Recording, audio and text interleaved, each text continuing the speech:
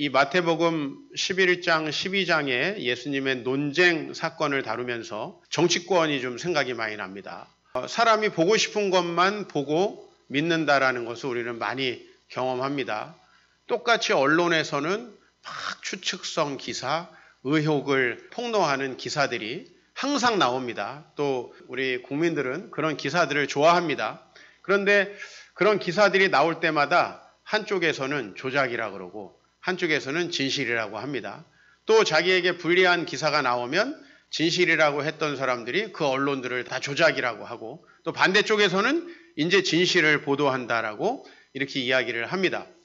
왜 사람들은 이렇게 똑같은 팩트를 가지고 다른 해석들을 할까라는 겁니다. 그것은 바로 우리의 안에 이미 죄로 타락해 있어서 우리는 보고 싶은 것만 보고 진실에 직면하지 않고 싶어하는 우리의 마음이 있기 때문입니다. 이 설교를 준비하는 과정 속에서 이제 우리 명절 때 내 자녀들 또 우리 동생 자녀들 4명, 7명 데리고 추석날 관악산에 갔습니다. 갔다가 내려오는데 우리 큰아들 지민이가 도토리를 하나 주워가지고 이렇게 내려와요. 그랬더니 우리 재현이가 옆에서 공원녹지법 제20조를 들먹이면서 이 다람쥐하고 야생동물이 먹어야 되는 도토리와 밤을 이렇게 가져가지 말라고 그랬는데 그걸 어긴 사람이 있다고 옆에서 법을 들먹이는 거예요. 그래서 재현이가 이 말을 왜 했을까요? 형을 고발하기 위해서입니다. 자기가 법을 잘 지키려고 한 게 아니고 언제부터 법에 관심이 많고 관악산을 보호하려는 자연보호주의자가 되려고 해서가 아니라 형의 손에 있는 도토리가 이제 관건이죠. 저걸 가지고 아버지가 혼을 냈으면 좋겠는데 혼을 내지 않는 거죠. 도토리 주웠네 하고 마는 거예요. 옆에서 공원녹지법 제20조를 계속해서 들먹여요. 그래서 제가 그 아들한테 이야기를 했어요. 재현아, 너 그 얘기를 왜 하는 거니? 너 법을 잘 지키려고 그래? 자연보호를 하려고 그러는 거야? 형 혼내라고 하는 거지? 우리 마음이 얼마나 부패하고 타락해 있는가. 제가 우리 아들들 이야기를 하지만 여러분들은 조금 더 고상한 방식으로 이런 일들을 하고 살아갈 것입니다. 우리는 이 신앙에다가 오늘 이것을 좀 적용해 봐야 합니다. 우리가 예수님을 믿고 신뢰할 만한 일들이 지금까지 충분히 있었습니다. 안 믿으려고 하는 사람은 어떻게 하죠? 어쨌든 안 믿는 쪽으로 증거를 대려고 합니다. 까라마조프가의 형제들이라고 이 도스토옙스키의 아주 유명한 소설이 있죠. 그 소설에 보면은 이제 이 까라마조프의 세 아들이 있고 그 집에서 요리를 하는 그 요리사 하인이 있습니다. 이 요리사 하인을 평생 동안 키워준 그레고리라고 하는 할아버지가 있는데 이 그레고리라는 할아버지는 신앙심이 투철하고 또 하나님을 믿는 사람이에요. 양부모 역할을 해줬던 이 그레고리와 그의 밑에서 자란 이 하인과의 대화의 장면 중에 이런 부분이 있습니다. 하나님이 계시다는 걸 믿고 우리가 하나님을 믿어야 한다는 사실을 그레고리가 계속 이야기를 하니까 요리사 하인이 뭐라고 얘기하냐면, 아니 그렇다면은 그레고리님께서 성경에 보니까 아니 겨자씨만한 믿음만 있어도 산을 옮기워서 바다에 던지우라고 해도 던져진다라고 얘기했는데 지금 그걸 한번 해보시라고. 그러면 내가 믿겠다고 이야기를 합니다. 여러분 과연 이 사람은 그런 일이 일어나면 믿을까요? 이 하인은 이미 믿을 생각이 없습니다. 어떤 일이 일어나도 아마 또 다른 핑계를 대고 믿지 않을 것입니다. 우리가 신앙생활을 할 때 많은 말씀을 듣습니다. 그런데 이 말씀을 듣고 회개하고 변화돼서 새로운 삶을 사는 사람들은 교회 안에서도 굉장히 드뭅니다. 그러면 우리는 어떤 반응을 주로 할까 하는 것입니다. 내가 뭔가 듣기 싫은 말이 있습니다. 내가 그 기준에 따르면은 문제가 있는 사람이라고 여겨져야 합니다. 그러면 사람은 회개하고 자기의 삶을 바꾸거나 아니면 그걸 말한 사람들의 흠을 잡게 되어 있습니다. 예수님께서 하나님 나라 복음을 이 땅에 전하십니다. 그분의 사역을 우리는 지난 시간까지 2가지로 정리했습니다. 한 가지는 뭡니까? 하나님의 나라의 복음, 그 소식 자체를 전하는 것이죠. 2번째는 하나님 나라가 왔다는 것을 놀라운 기적을 일으키심으로 증거하는 일이었습니다. 우리는 이 정도면 누구나 다 믿겠지라고 생각합니다. 여러분 이렇게 성경을 좀 그 이야기를 따라서 그 기대를 따라서 읽으면 성경이 매우 재밌어요.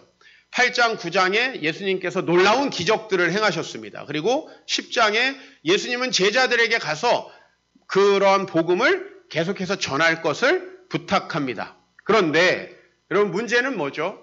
이제 11장, 12장 우리가 오늘 다루어야 하는 이 부분에서 회개하는 사람들이 많이 나온 게 아니라 예수님과 논쟁하는 사람들이 많이 나왔다는 겁니다. 즉 예수님을 믿을 만한 너무나 확실한 증거들이 넘쳐나고 그가 메시아라고 하는 사실이 넘쳐남에도 불구하고 많은 사람들이 예수님을 믿지 않고 오히려 예수님과 논쟁했다는 사실이죠. 왜 그렇죠? 이 사람들은 믿고 싶지 않은 겁니다. 예수님께서 오셔서 회개하라고 얘기하십니다. 회개하라는 건 뭡니까? 지금까지 당신들이 살아왔던 삶은 다 잘못됐다는 겁니다. 지난주 생각해보고 잘못했던 거, 남편 아내에게 막말했던 거, 시댁 가가지고 시부모님에게 불편했던 거 한 가지 회개하라는 얘기가 아니고 회개하라는 얘기는 지금까지 여러분이 살아왔던 삶의 방식 자체가 다 잘못됐다라는 얘기입니다. 그랬을 때 우린 두 가지 중에 하나죠. 그렇습니다, 주님. 내가 그 삶의 방식을 고치겠습니다. 조금 교회 와서 고상하게 예배 한번 드리고 여기에 와가지고 목사님 말씀 듣고 좀 교양을 쌓는 거, 이런 건 기독교하고 정말 거리가 멉니다. 예수님은 회개하라. 지금까지 살아왔던 삶의 방식, 당신의 삶의 목적 바꾸라는 겁니다. 삶의 목적은 그대로 있는데 바꾸라는 겁니다. 그것을 고수한 채로 하나님 앞에 이거 달라 저거 달라 하지 말고 그 자체를 바꾸라고 말씀하십니다. 그랬을 때 사람들이 어떤 반응을 보였을까? 오늘 11장과 12장을 좀 요약하면 이 성경 구절이 제일 좋을 것 같습니다. 예수께서 권능을 가장 많이 행하신 고을들이 회개하지 않았으므로 예수님께서 책망하셨다는 겁니다. 자, 예수님이 이적을 많이 행한 고을에서 회개를 안 했다는 거 너무나 이상한 거죠? 우리가 특히 이 성경을 지금 따라 읽어오면 많은 사람들을 예수님께서 고치시고 하나님의 놀라운 기적과 역사들이 이 땅에 일어난 것을 보여주셨습니다. 그런데도 불구하고 이 사람들이 회개하지 않으셨다. 자, 이 말씀에 우린 집중해야 됩니다. 자, 그러면 이 사람들이 과연 회개만 안 할까요? 제가 여러분들에게 주일날은 하나님께 온전히 드려야 합니다. 주일날 예배 시간 대충 드리고 자기의 문화생활, 여가생활 즐기는 것은 그리스도인으로 합당하지 않습니다라고 얘기하면 두 가지 반응이 있겠죠. 내가 정말 주님 앞에 진실되게 나아와야 되겠구나 라고 회개하는 사람과 목사님 너무 엄격하게 적용하네. 성경 이야기는 그런 뜻이 아닐 텐데 라고 저의 해석을 바꾸려는 사람이 존재하겠죠. 예수님에게도 똑같았습니다. 예수님이 기적을 일으킬 때 그것을 잘못됐다라고 하려는 사람들이 많았다는 거예요. 왜 그렇죠? 예수님을 인정하는 순간 자기 인생을 바꿔야 되기 때문에. 예수님이 인정하는 순간 내 삶에 지금까지 살아왔던 삶의 방식이 잘못되었음을 고백해야 되기 때문에 그래요. 심지어는 여기 나오는 바리새인들은 너무나 고상하게 종교생활 하던 사람들이에요. 여러분들이 하지 못하던 것, 일주일에 2차례씩 금식하고 모든 수입의 10의 1조를 드리고 그리고 고르반이라고 해서 하나님께 드리기로 맹세한 것들은 반드시 지키고 그리고 손을 닦고 발을 닦고 음식을 항상 먹는 정결 예식에 아주 열심히 했던 사람들입니다. 그런데 이런 사람들이 하나님 앞에 나와서 자신들의 삶을 회개하라는 예수님 앞에 회개하지 않고 논쟁을 합니다. 먼저 이 논쟁의 시작점에는 뜻밖의 누가 있냐면 세례 요한이 있습니다. 이게 굉장히 특이한 점이에요. 세례 요한이 지금 어디에 있죠? 감옥에 있습니다. 왜냐하면 세례 요한이 감옥에 갇힌 후에 예수님께서 사역을 시작했어요. 자, 그러면 여러분 한번 이렇게 생각해 보면 좋겠어요. 세례 요한이 감옥에 갇혀서 이제 소망이 없는가? 이제 나는 헤롯의 손에 죽는 건가? 근데 예수님이 공생애를 시작하셨습니다. 세례 요한 어떤 기대를 했을까요? 자기가 사면복권대를 기대하지 않겠어요? 여러분, 지난 정권에서 감옥에 들어갔던 사람들, 새 정권이 들어서면 어떤 기대합니까? 새로운 정권에서 나를 사면해 주겠다. 이 기대 당연히 하겠죠. 그렇죠? 자, 세례 요한도 그렇게 생각하고 있었는데 그런 일이 벌어지지 않고 있습니다. 세례 요한이 지금 이렇게 말합니다. 요한이 옥에서 그리스도께서 하신 일을 듣고 제자들을 보내서 예수님께 오실 그이가 당신입니까? 우리가 다른 일을 기다려야 합니까? 라고 얘기합니다. 이건 지금 예수님에 대해서 기대가 깨지고 있다는 거죠. 많은 사람들이 이제 문재인 대통령을 지지했습니다. 그리고 역시 메시아는 아직 안 왔나?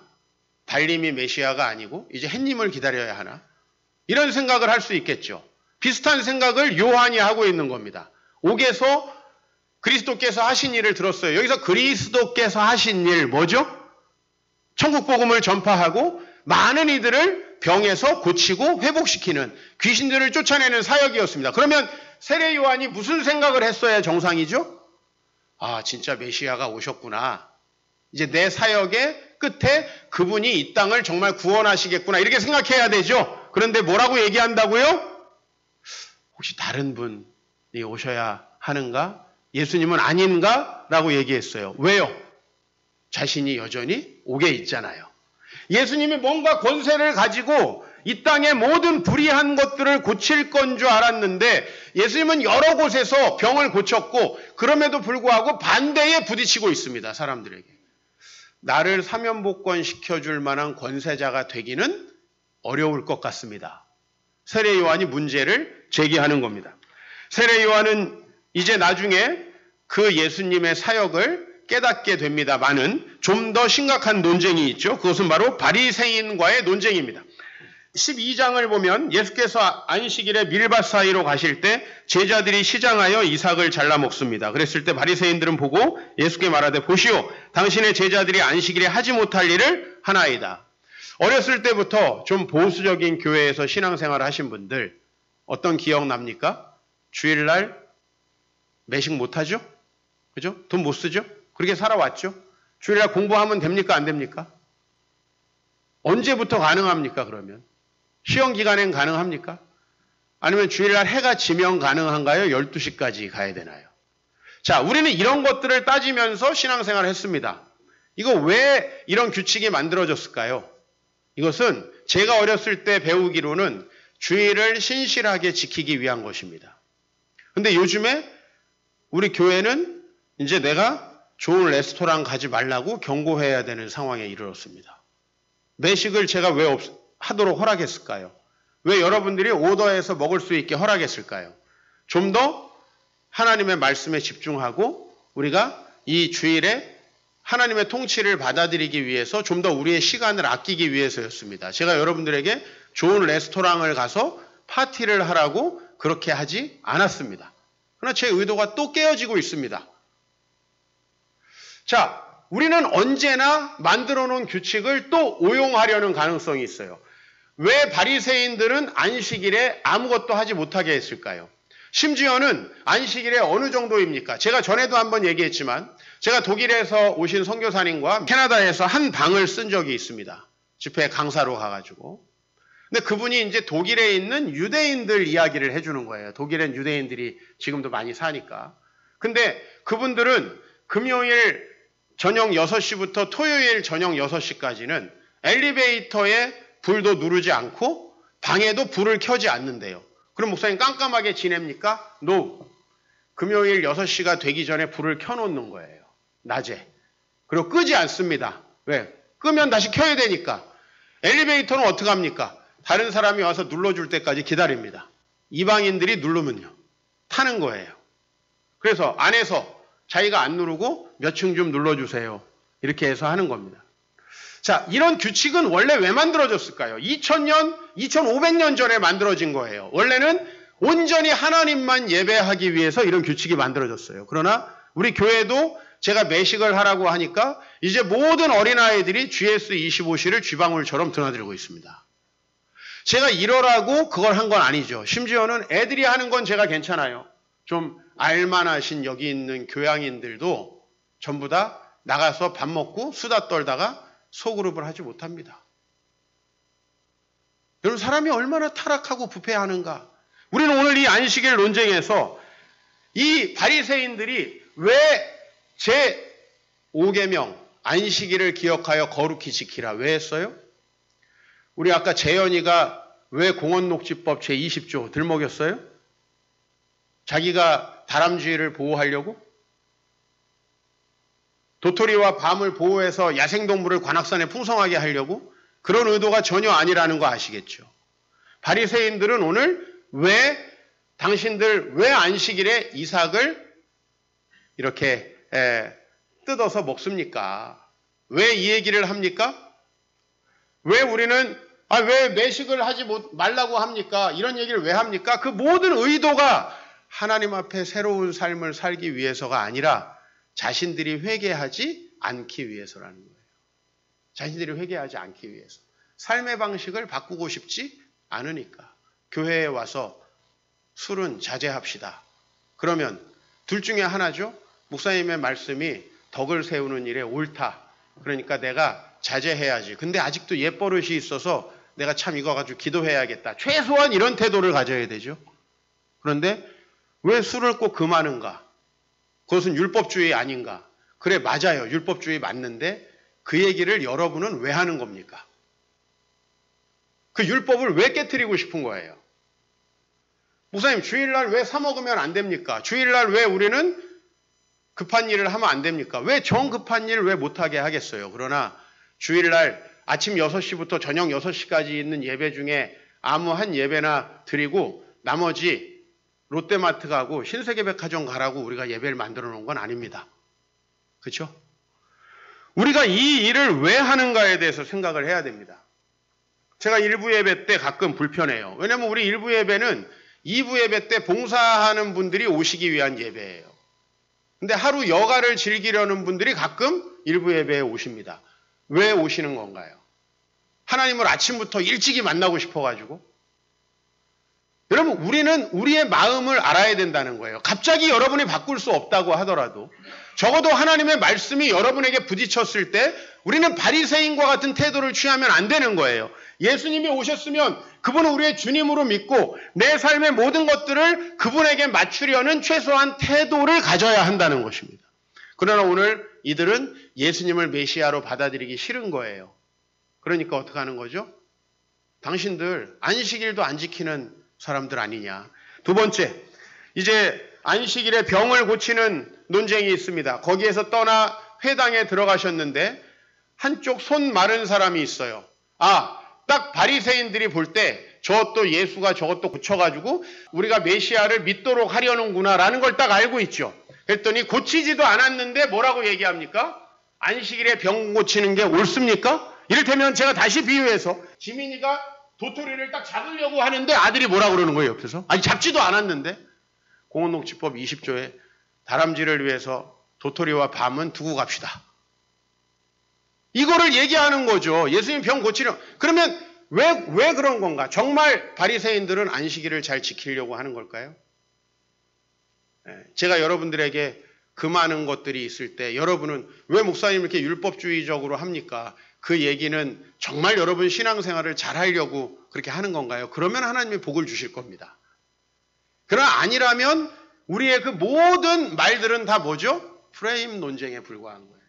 내가 주님을 믿고 싶지 않으니까, 심지어는 아까 제가 까라마조 부가의 형제에서 마태복음 말씀을 인용했습니다. 너희들에게 겨자씨만한 믿음만 있어도 이 산이 옮겨워서 바다에 빠지라고 하면 빠질 것이다.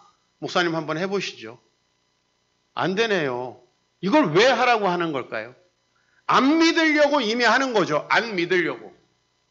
우리는 왜 성경 지식을 동원합니까? 오늘 왜 하고 있죠? 마지막으로 예수님이 그럼에도 불구하고 많은 병을 고치셨어요. 자, 이제 눈앞에 병 고친 일이 이제 확연하게 일어났어요. 이게 병이 고쳐진 것만큼은 부인할 수가 없어. 맞아요, 안 맞아요?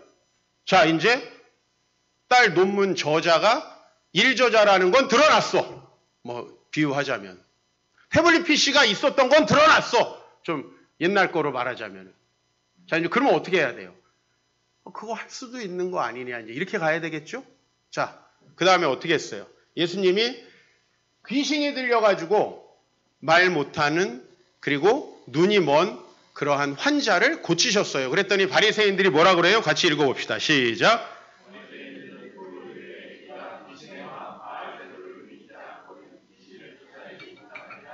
그렇죠.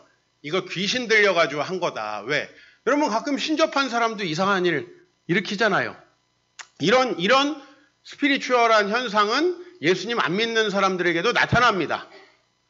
그러니까 저 예수님, 예수라는 사람 저거 미쳤다. 드디어 미쳤다. 그것도 귀신 중에서 여기 바알세불은 아주 대빵 귀신이거든요. 대빵 귀신. 야, 제대로 들였다. 제대로. 라고 얘기하는 것입니다. 자, 바리새인들은 이 얘기를 왜 할까요? 이거 영적 분별일까요, 이거? 예? 영적 분별력?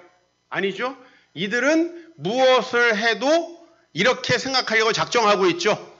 자, 그래서 이 사람들이요, 어떻게 해도 안 믿으려고 하는 거예요. 심지어는요, 이들은 와가지고 추가적인 표적까지 요구합니다. 어차피 안 믿습니다. 어차피 안 믿어요. 제가 여러분들에게 오늘 좀 위로의 말씀 드리고 싶어요. 여러분, 이렇게 남편이 교회를 잘 나왔으면 좋겠는데 잘 안 나오니까 막 여기서 이렇게 나오는 것도 막 참아 누르고 막 고운 말 안 나오는데 막 곱게 하다가 결국 한번 터지죠. 또 교회 와서 회개합니다. 목사님, 제가 그 남편이 나오게 하려면 더 잘했어야 되는데. 회사에 가가지고 여러분이 그리스도인이라는 걸 다 압니다. 주위에서 너무 힘들게 하는데 정말 천사처럼 견디다가 여러분은 천사예요? 아니에요? 아니잖아. 천사처럼 견디긴 하지만 천사가 아니잖아. 차라리 처음부터 폭발했으면 괜찮았을 텐데 엄청 참다가 폭발했어. 제가 또 죄를 지었습니다. 여러분, 제가 위로의 말씀 드리는데 여러분 천사도 아닐 뿐더러 여러분 천사들처럼 해도 그분들 교회 안 와요. 너무 죄책감 갖지 마시라고. 그리고 그때 참아서 넘겼잖아요. 그 다음에 분노의 역류 또 일어나 어차피. 여러분 그거 못 참습니다. 많은 분들이 내가 성실하게 잘하면 사람들이 올 거라고 생각해요. 여러분 방향 바꾸셔야 돼요. 비난하려고 하는 사람은 자극하면서 기다리고 있어요. 왜? 여러분이 천사가 아니라는 걸 그 사람들도 알아요. 자극하면 폭발한다는 거 알아요. 그래서 계속 자극해요. 우리는 어떻게 하는 게 맞느냐? 여러분이 인격적으로 더 수양돼서 뭐 갑자기 불교로 갈 거예요? 그거 안 돼요. 하나님께서 그 영혼을 바꿔주시도록. 여러분, 제가 여러분 부모님들 얘기 들어보면 여러분 부모님들 대체로 비슷해요. 가끔 딴 길로도 좀 가시고 가끔 실수도 하고. 근데 어떤 분들은 그래도 우리 부모님 정도면 좋은 분들이다. 이거 긍정적인 사람들이에요. 근데 어떤 사람은 뭐 백날 첫날 잘하면 뭐예요? 한 두어 가지 잘못하면 쓰레기야. 이거는 우리의 시각의 문제란 말이에요. 제가 우리 아버지에 대해서 얘기하지만 우리 아버지가 완벽한 분이셨겠습니까? 천만의 말씀입니다. 많은 허물도 있었고 우리 아버지가 목사로서 저렇게 하셔도 되나 하는 행동들도 하셨습니다. 그러나 저는 우리 아버지에 대해서 그분이 그런 배경에서 주의 일을 하시면서 여기까지 온 거에 대해서 굉장히 존중하고 그런 가정에서 제가 누리는 혜택이 많기 때문에 아버지에 대해서 그렇게 말씀드리는 거예요. 완벽한 사람은 어차피 없어요. 그렇죠? 여러분이 제 흠 잡으려면 오늘 저 쓰레기로 만드실 수 있잖아요. 녹음은 안 했어도 여러분 제가 한 말 중에 목사로서 부적절한 말이 얼마나 많아요. 오늘도 이미 많았어요. 내가 다른 교회 가면 욕도 해. 우리 교회에서는 점잖게 하는 거예요.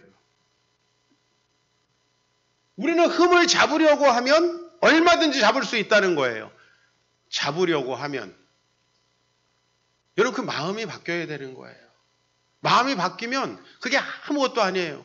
목사의 설교를 들으면서 나한테 불편한 얘기 하나 안 하나 이거 검사하고 있는 사람들이 있어요. 제가 어떤 설교를 해도 그 그물망을 벗어나지 못합니다. 저는 알아요. 또 설교하면 욕할 것도 알아요. 그래, 욕하세요 하고 그냥 하는 거예요. 어차피 제가 완벽하지도 않고 또 여러분이 여러분의 생각을 바꾸지 않는 한은 아마 분명히 저의 말들이 걸릴 것입니다. 우리 오늘 이 논쟁하고 있는 바리새인들을 보십시오. 이 논쟁의 본질이 뭡니까? 따라합시다. 논쟁의 본질은 불신이다. 이미 믿지 않는 거죠. 그 사건이 있기 때문에 안 믿는 게 아니라 안 믿기 때문에 그 사건을 부인하고 있는 거죠. 그렇죠. 논쟁의 본질은 불신이에요. 우리 부부 사이도 마찬가지예요. 부부 사이가 신뢰가 있으면 말실수, 웬만한 잘못들 다 이해하고 넘어갑니다. 그러나 꼬투리를 잡으려고 특히 변호사 만나서 이혼하려고 준비하시는 분들은 녹음 항상 하니까 조심하십시오. 왜? 여러분, 제가 이 후배 변호사한테 들었는데 사이가 아무리 좋아도 오면은 이혼할 이유를 10가지 이상은 충분히 만들어줄 수 있대요, 자기가. 놀라운 능력 아니에요? 나랑 우리 집사람도 아마 가보면 이혼할 사유가 한 10가지 된대요. 얼마든지 만들 수 있다는 거예요. 논쟁의 본질은 불신이에요. 자, 우리가 상대방을 불신하고 여러분들이 강단에서 나오는 말씀을 불신하는 가장 좋은 방법이 뭐죠? 전달자가 나쁜 놈이라고 하는 거죠. 그죠? 이게 가장 좋은 방법이죠. 어떻게 흠집을 내나 한번 볼까요? 마태복음 11장 시작.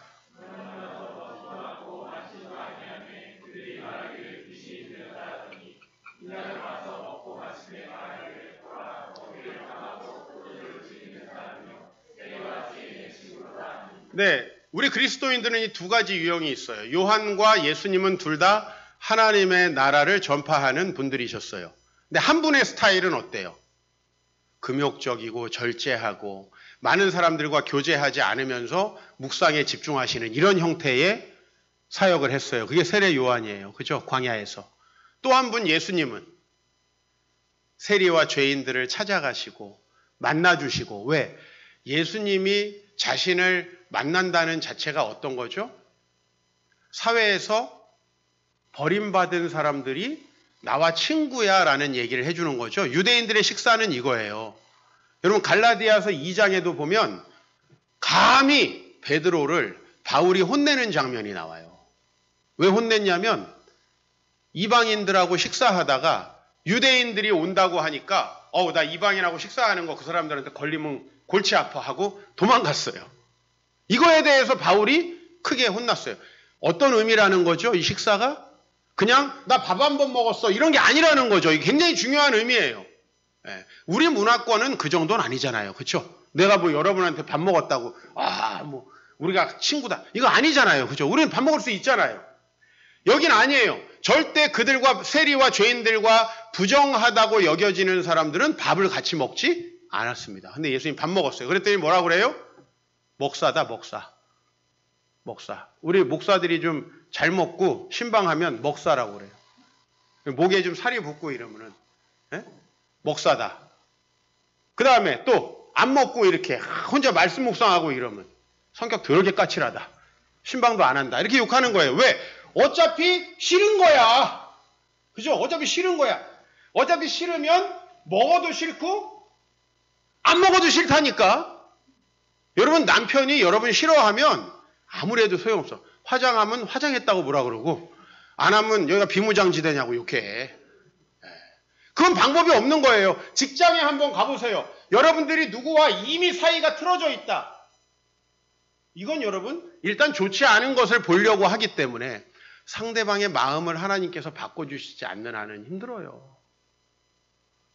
이미 논쟁 중에 있습니다. 안 믿으려고 합니다. 교회에 와서도 벌써 이 시간에 하나님이 나에게 말씀하시고 내 삶을 고쳐주실 거야 라고 예수님 앞에 나사렛 예수여 나를 불쌍히 여기소서 하면서 나온 사람들은 태도가 다릅니다. 잠이 어떻게 옵니까? 어젯밤에 밤을 새도 절대 잠 안 옵니다. 나도 신앙생활 많이 해본 사람이에요. 절대 잠 안 와요. 억지로 와 있으니 아무리 좋은 얘기를 해도 잠이 오고 보기만 해도 꼬락서니가 그렇고 이제 시간이 1시가 넘어가기 시작하면 이 교회는 1시간이 아닌가? 왜 끝나는 시간이 이게 예상이 안 돼 이거.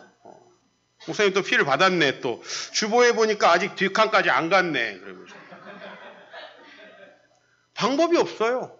예수님을 귀신 들린 자라고 아까 얘기했죠? 그죠? 바알세부를 힘입었다. 또 예수님 뭐라고 그래요? 목사다. 요새로 말하면. 저건 목사인지 모르겠다. 거기다 술고래야. 포도주를 즐기는 사람이다. 제가 여러분들이 정말 전도하기 위해서 100% 주님을 신뢰하기 위해서 술을 드신다면 나는 허용할 마음이 있어요. 즐기기 위해서는 아니에요. 여러분이 세리와 죄인을 만나는 이유가 정말 그들을 친구로 주님 앞에 인도하기 위해서라면 100% 좋습니다. 불신의 이유는 왜입니까? 우리는 주님을 만나면 회개해야 하기 때문입니다. 여기는 교양을 쌓는 교양 강좌 시간이 아니에요.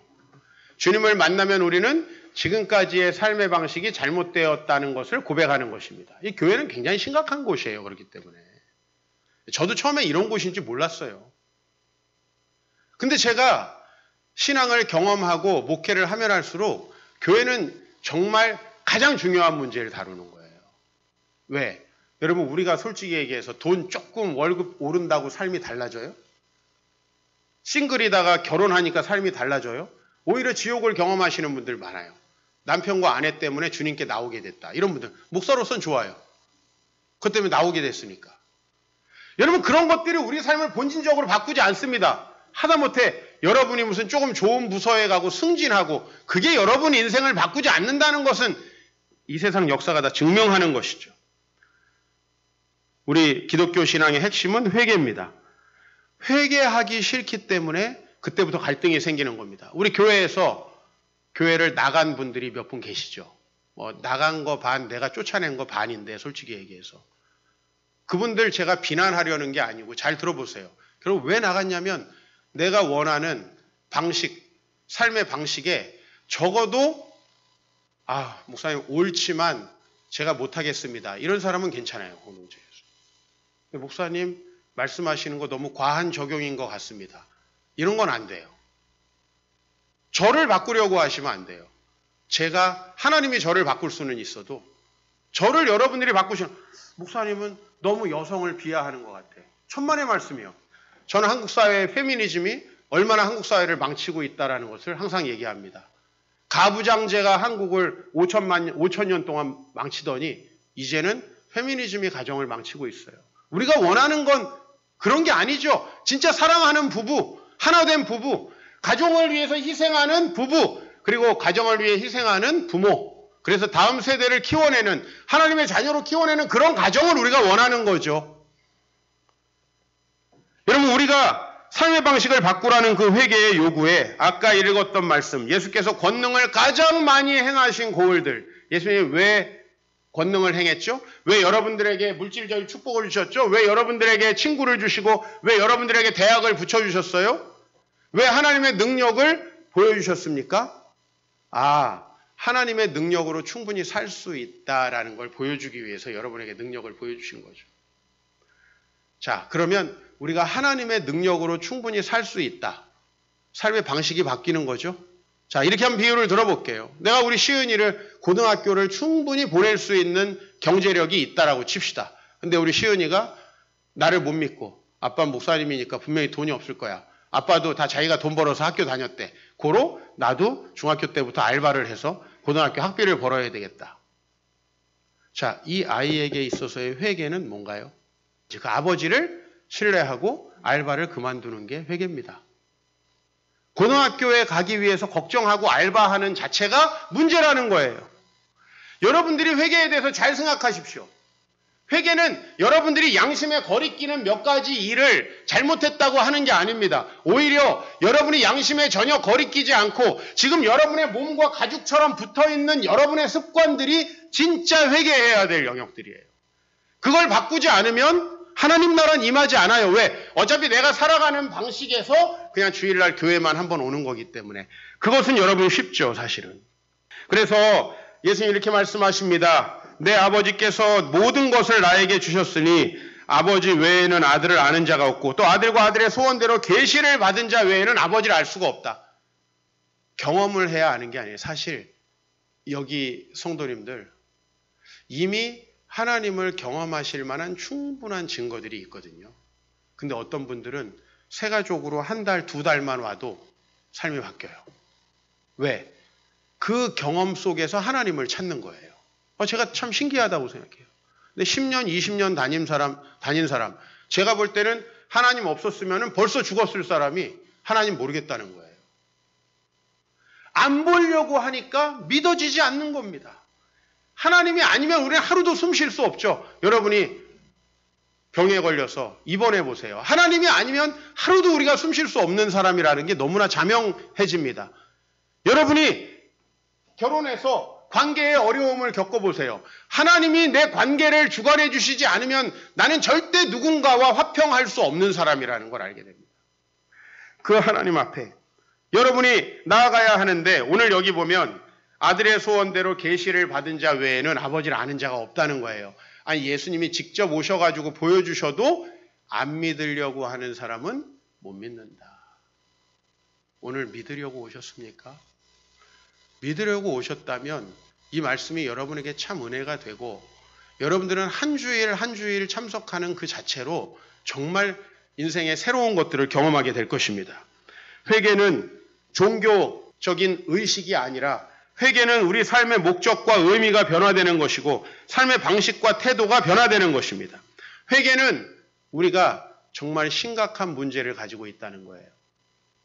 앞서 찬양팀하고 주일학교 교사하고 오늘 일찍이 나와서 주님의 일을 하고 단기 선교 한두 번 간다고 우리가 심각하지 않다라고 생각하면 큰 오산이죠. 하나님 앞에 우리가 너무나 심각하다는 고발, 그리고 회개는 수정에 대한 요청입니다. 그러나 바리새인들은 어떻게 합니까? 오늘의 결론 12장 14절, 바리새인들은 어떻게 예수를 죽일까 의논합니다. 왜 죽이려고 하죠? 본인들은 변화되려고 하지 않기 때문에. 본인들은 달라질 생각이 없기 때문에. 누가 달라져야 되는 거예요? 메시아 예수께서 달라지셔야 되는 거예요. 메시아 예수께서. 그래서 이 세대를 향해서 정말 중요한 것은 무엇이냐면 하나님에 대한 신뢰입니다. 따라합시다. 신앙은 하나님이 맞겠지 하는 것이다. 이게 뭔 소린가? 여러분, 우리는 때로 하나님이 이해되지 않을 때가 많습니다. 그렇죠? 보이지도 않는 하나님, 그 하나님 때때로는 왜 이렇게 하실까? 라는 생각이 들 때가 많습니다. 그러나 여러분, 하나님은 항상 옳습니다. 이게 믿음이에요. 내가 따져보고 하나님 말한 거 한 70% 맞네. 이건 누가 하나님이죠? 내가 하나님이고 내가 출제자고 내가 선생님이죠. 내가 하나님의 말씀을 요 정도까지는 맞는 것 같아. 목사님 설교 이런 부분은 좋은 것 같고 이런 부분 문제가 있는 것 같아. 사랑하는 성도 여러분, 제가 여러분보다 성경을 덜 받겠습니까? 이 신앙에 대해서 저는 이거 밥 먹고 사는 사람입니다. 난 자나깨나 이거밖에 생각 안 하는 사람이에요. 여러분들이 목사님 신앙생활 목사님 가르치는 게 좀 잘못된 것 같은데, 뭐냐면 옛날에 잘못 배운 거예요. 그렇게 생각해 주시는 게 목사에 대한 예의입니다. 그렇죠? 내가 볼 땐 아닌데 뭘 얼마나 보셨나요? 근데 하물며 그래 저한테 그러는 거는 저는 인정합니다. 저 잘못될 수 있으니까. 그래 우리가 하나님 이건 아닌데, 여러분이 여러분의 삶의 영역에서 부딪히고 있는 수많은 문제들, 기도 제목을 보면은 얼마나 여러분들에게 문제가 많은지 몰라요. 여러분이 하는 일 하나도 전문성이 있게 못하는 사람이 대부분이에요. 맞죠? 변호사님께서 저에게 줘요. 기도 제목을. 근데 이 소송이 두려워서 도저히 못하겠다는 거예요. 아니, 자기가 변호사인데 소송이 두려우면 어떡해? 오늘 내가 하는 얘기는 우리가 이 정도 사람인데도 불구하고 하나님을 판단한다는 거예요. 우리 목사님들 보면 전부 다 내 다음 주 설교가 너무 두렵대. 그래서 진정한 휴가는 쉬는 게 아니라 설교를 안 하는 것이다. 이렇게 얘기해. 매주 설교를 하는데. 근데 하나님 아닌 것 같다. 아니, 설교를 밥 먹고 맨날 하면서도 힘들다는 사람이 하나님 아닌 것 같다. 여러분, 우리가 그 정도의 사람이에요. 어렸을 때 공부 좀 잘하셨어요? 그래서 여러분의 인생 스스로 매니지 가능하던가요? 우리 그 정도 사람이에요. 하나님에 대한 신뢰는 그래서 절대적이어야 하는 거예요. 다시 한번 따라합시다. 신앙은 하나님이 맞겠지. 내 생각이 따라가지 않는 영역에서 인정해버리는 거예요. 그죠? 그리고 웬만하면 목사님이 말씀하시는 게 맞겠지. 이단인 것 같으면 딴 데 가시고. 깔끔해요. 여러분은 매주 설교 원고를 보고 막 신학적으로 검토할 시간 없잖아요. 그죠? 하나님께서 옳다는 겁니다. 그래서 예수님이 이렇게 말씀하십니다. 오늘 세례 요한에게 이야기하시면서 누구든지 나로 말미암아 실족하지 않은 자는 복이 있다. 예수님은 이 길이 생명의 길이라고 말하고 있어요. 실족한다는 건 뭐죠? 그 길은 아닌 것 같은데 하면서 다른 길을 가는 거예요. 내비게이션이 이리로 가라 얘기하는데 딴 길 가서 항상 여러분이 하는 말이 뭐예요? 티맵이 맞네. 이거거든요.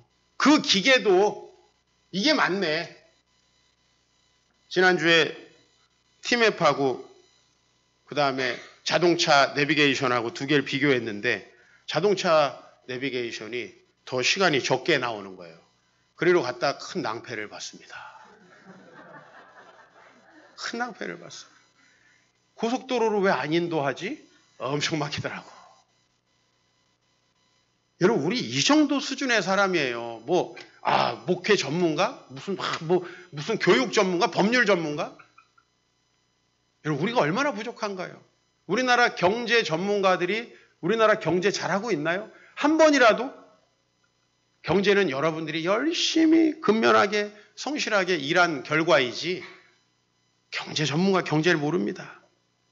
그게 우리란 말이죠.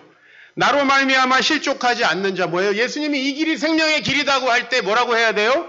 따라합시다. 예수님이 맞으시겠지. 그러나 이 세대는 이렇게 복음을 전해도 반응하지 않습니다. 그래서 여기 이 세대를 무엇으로 비유할까? 아이들이 장터에 나가서 동물을 불러가지고 음악을 틀어주는데도 춤을 안 춰. 야, 꺼라, 시끄럽다. 이거 거의 이제 관짜고 들어갈 날 가까운 거죠. 음악이 나오면 우리 아이들 반응을 해야죠. 근데 옆에 친구가 울어요. 뭐 어떻게 해야 돼요? 같이 눈물을 흘리는 게 맞죠? 근데 여기 보니까 피리를 불어도 춤추지 않고 슬피 울어도 가슴을 치지 않는다. 예수님이 이 땅에 오셔서 이 놀라운 일을 행하셨고 매주마다 여러분 하나님의 놀라운 복음이 폭포수처럼 떨어지는데 여러분들은 내가 볼 때는 아닌 것 같은데 목사님 또 오버하시는 거 아니야? 또 오늘 열받으셨네. 이렇게 얘기합니다. 추가적인 표적을 구하는 거. 목사님, 저는 왜 하나님께서 안 보여주셨을까요? 왜 저는 사랑하시지 않는 걸까요? 많이 하셨어요. 많이 하셨어요. 나를 하나님께서 얼마나 내 어린 시절 우리 가난한 개척교회 목사의 아들로 제가 고생할 때 저를 얼마나 축복하셨는가를 커서 알았어요. 왜냐면 어렸을 때 나는 다 그렇게 사람들 마음속에 꿈을 주시고 늘 행복감을 주시고 돈이 필요하면 건강하게 채워주시고 그런다고 생각했어요. 누구나. 근데 아니더라고. 돈이 엄청 많은 사람들도 늘 불안감을 느끼고 아무리 좋은 집에 살아도 늘 자존감 밑바닥을 치더라고. 내가 강남에 와보니까. 내가 그렇게 강남에 사역한 지 이제 20년이 넘습니다. 근데 저는 천막에 살고 내가 캠핑 싫어하는 거 알죠? 난 천막에서 중학교 1학년 때까지 살았는데 나는 우리 집이 초라하다, 다른 사람들과 비교해서 쪽팔린다 이런 생각 한 번도 해본 적이 없어. 난 그게 내가 건강한 건 줄 알았어요. 근데 내가 20살 때 하나님을 딱 떠나니까 내가 양재동 현대아파트, 그 당시엔 좋은 아파트였어요. 지금 많은 후진 아파트 중에 하나가 됐지만. 내 친구네 집에 가서 의리하게 인테리어 돼 있는 화장실에 딱 가가지고 화장실에 앉았는데 갑자기 이 화장실 되게 비싸겠네? 이 생각이 드는 거예요. 이 마귀가 이런 생각을 제 마음속에. 난 한 번도 그런 생각 해본 적이 없어. 그리고 무슨 생각을 했는지 아세요? 그날? 네, 명확히 기억해요. 1991년 4월이에요. 내가 그 화장실에 앉아가지고 이 화장실이 우리 집보다 비싸겠다. 그런 생각을 하게 됐어요. 왜? 그 한 해 전까지만 해도 전혀 그런 생각을 하지 않던 제가 제 마음속에 하나님이 떠나니까 바로 비교의식이 들어와요. 아니 우리 집이 화장실보다 안 좋은데 어떻게 내가 길을 펴고 살겠어요? 내가 어떻게 자신감 있게 살겠어요? 여러분 다른 표적을 구하지 마시기 바랍니다. 선생님이요 우리에게 표적 보여주시길 원합니다. 예수님이 보여주시지 않습니다. 왜? 이들은 안 믿으려고 계속 표적을 구하는 거거든요. 목사님 이거 하면 제가 믿을게요. 난 안 해. 나한테 요구하지 마. 난 안 해. 목사님 내가 정말 납득이 되면 할게요. 내가 무슨 얘기를 해도 납득이 안 될 거거든요. 진짜 납득을 하고 싶은 사람은요. 와서 녹더라고요. 진짜 납득을 하고 싶은 사람. 순전한 마음으로 우리 주님께 나아가길 바랍니다. 어린아이와 같이 순전한 마음으로 나아가십시오. 그분에게 순전하게 나아갈 때 우리는 진정으로 쉼을 얻을 수 있습니다. 오늘 마지막 말씀 마태복음 11장 28절 29절 너무 유명한 말씀인데 수고하고 무거운 짐진 자들아 다 내게로 오라 내가 너희를 쉬게 하리라고. 우리는 신앙생활하는 것을 내가 기존의 내 생활을 하면서 거기다가 봉사활동까지 덧붙여 하는 것이라고 생각을 합니다. 근데 신앙생활은 그게 아니라 두꺼비 놀이를 하는 거예요. 내가 그동안 살던 모든 짐들은 하나님께 내어 맡기고 내가 하나님의 일을 하는 거예요. 내가 내 일을 맡기지 않으면 절대로 하나님 일 못하죠. 왜? 아니, 내 일도 힘든데 하나님 일까지 어떻게 합니까? 이 신앙생활의 비밀은 뭐냐면 내가 주의 일을 신실하게 감당하는데 하나님이 내 모든 짐을 대신 져주는 거예요. 여러분 예수님 믿어요? 안 믿어요? 믿어요? 안 믿어요? 오늘 뭐라 그랬어요? 예수님이? 수고하고 무거운 짐진 자들 내게로 오면 어떻게 하겠다고? 쉬게 하겠다고. 나는 마음이 온유하고 겸손하니 나의 멍에를 메고 배우라고. 그러면 마음의 쉼을 얻는다고.